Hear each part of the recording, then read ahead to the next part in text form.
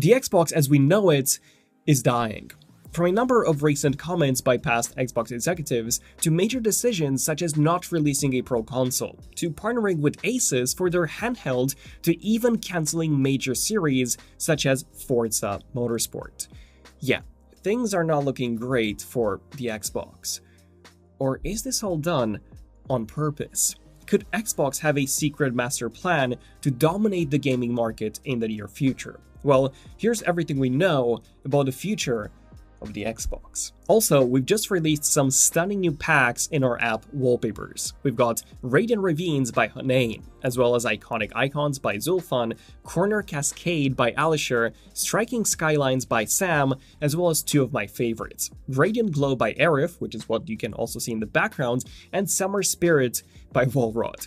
These are all available in 1x1 8K, and honestly, the quality of them is truly incredible. You won't find any higher quality wallpapers anywhere else. So feel free to download Wallpapers for free using the link below, or simply search for Wallpapers in the App Store or the Play Store. So let's start off with the Pro console, because unlike Sony, Microsoft decided not to release a mid-generational upgrade this time around. Back with the last generation, things were pretty clear. We had the Xbox One and the One S going head-to-head with the PlayStation 4, and for the enthusiasts, we had the Xbox One X competing with the PS4 Pro, delivering much more performance at a higher price tag. In fact, the Xbox One X's GPU delivered over 6 teraflops of power compared to the PS4 Pro's 4.2, so it was a monster. In fact, it even had a more powerful GPU than the recent Xbox Series S. But fast forward to today, and there's no Xbox to rival the new PS5 Pro, which automatically means less console sales for Microsoft, on top of the already poor sales. So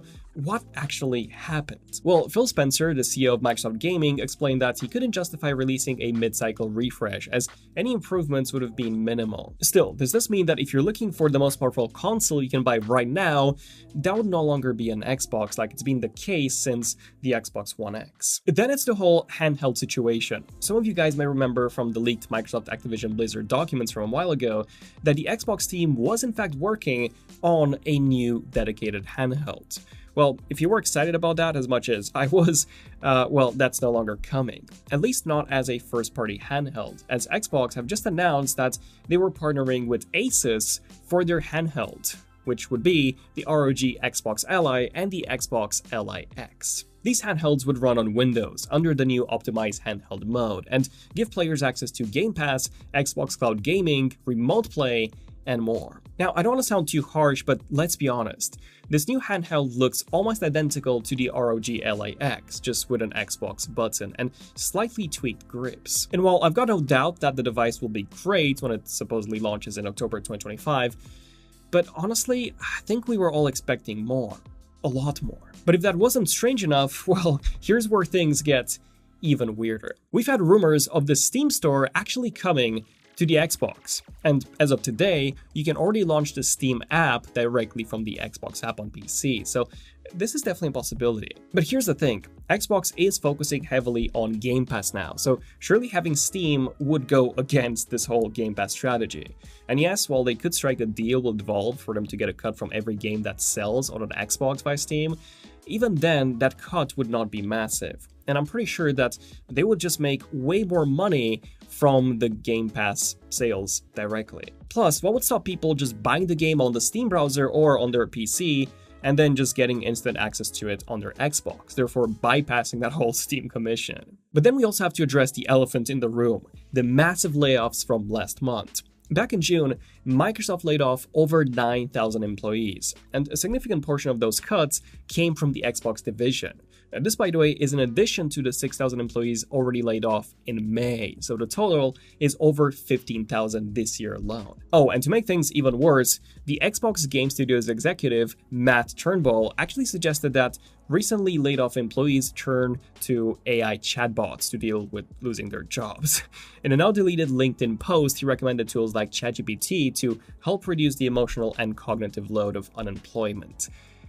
Yeah, not exactly the support that people were hoping for. But what was the reason behind these layoffs? Well, Phil Spencer said in a message to the team that in order to position gaming for the enduring success and allow us to focus on strategic growth areas, we will end or decrease work in certain areas of our business. What's even more is that these layoffs have sadly impacted a lot of Microsoft-owned game studios as well, with several having been partially or even completely shut down as a result of these layoffs. Among the most notable is Raven Software, a key co-developer on Activision's upcoming Call of Duty Black Ops 7.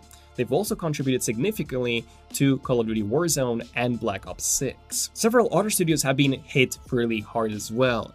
For example, British developer Rare has reportedly had Everwild cancelled, while ZeniMax Online Studios, who are known for The Elder Scrolls Online, have also seen their new MMORPG project, codenamed Blackbird, scrapped as well. Then The Initiative, one of Microsoft's newest studios, is also being shut down.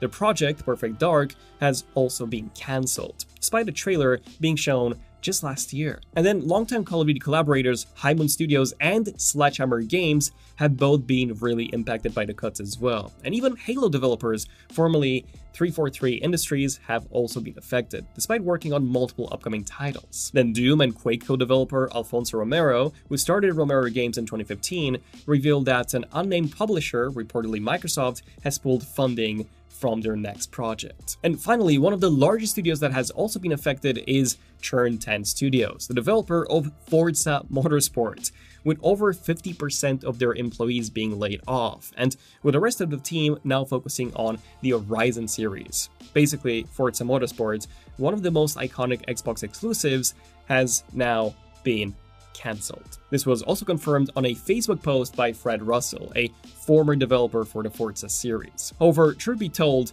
the Horizon series was much more successful than Motorsport, especially since its release on the PS5. It grew in popularity even more. Which leads me to the next point. Xbox exclusives coming to the PS5. Like, Forza Horizon was always known to be a console seller, with customers buying an Xbox just to play that game.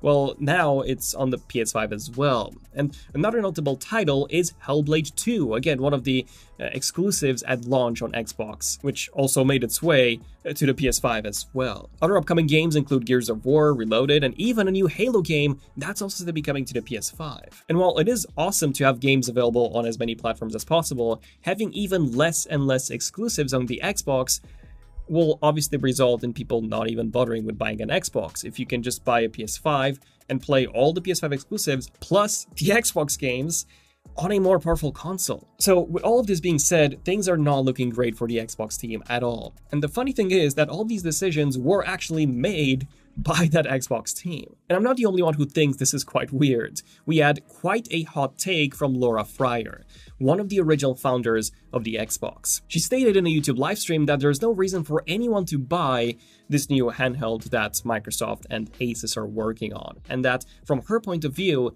it looks like Xbox has no desire or literally cannot deliver new hardware, and that she personally thinks that the Xbox hardware is dead. It is worth noting that Laura left Xbox back in 2009, so over 16 years ago. But as one of the original founders, I would say her voice still carries weight. And same goes for Mike Ibarra, the former vice president of gaming at Xbox, who was at Xbox for nearly 2 decades, and he was instrumental in the development of the Xbox One, the Xbox One S, the Xbox One X, as well as Game Pass, leaving the company in 2019. He recently tweeted that he's disappointed that Xbox is confused and doesn't know who it is and what it should be. But what if they're all wrong? What if the Xbox has a secret strategy? One that relies on Game Pass and letting you play any game on any platform. Console, PC, handhelds, and even competitor consoles. Well, this may just be the case, as Xbox made a huge announcement about a month ago where they stated that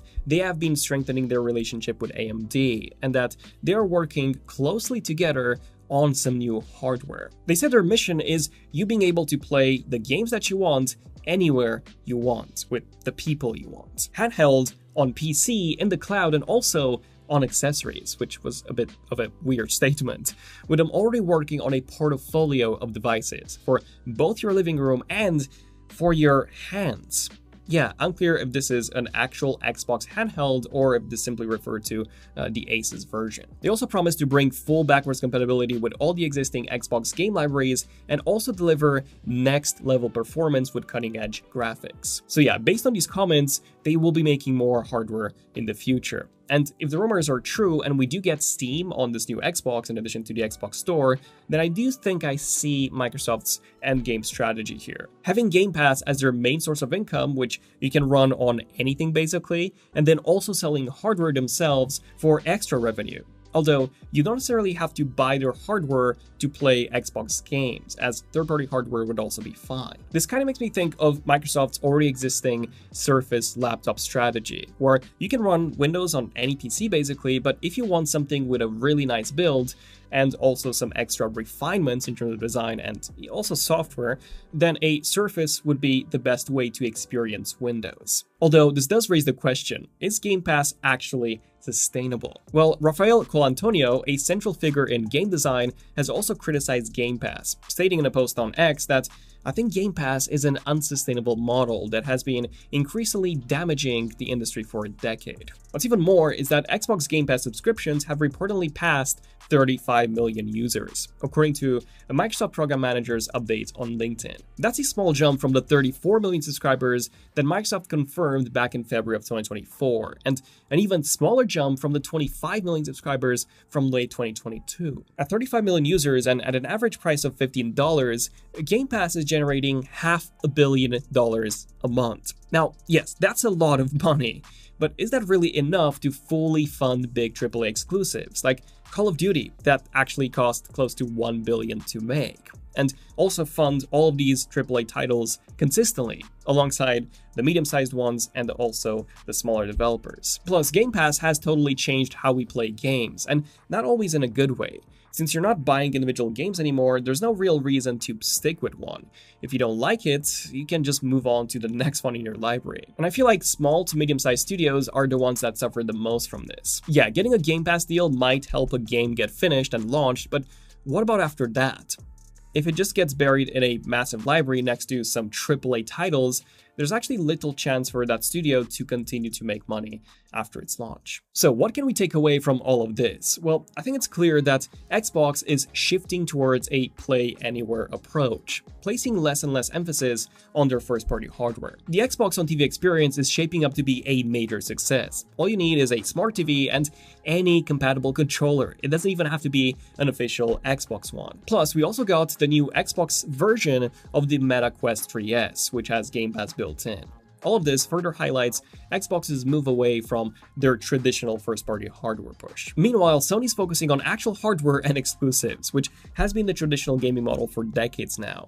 Although Sony have also been releasing their games on PC now, so maybe, just maybe, Xbox is right. And maybe the best approach is what they'll be doing in the near future, which is having Game Pass available on pretty much any platform, and then also having both first-party and third-party hardware. Yeah, I would definitely love to hear your thoughts on everything down below. And if you have enjoyed this video, definitely hit the like button, as it does help the YouTube algorithm push this video to more and more people. And do subscribe if you want to see more Xbox-related videos like this one.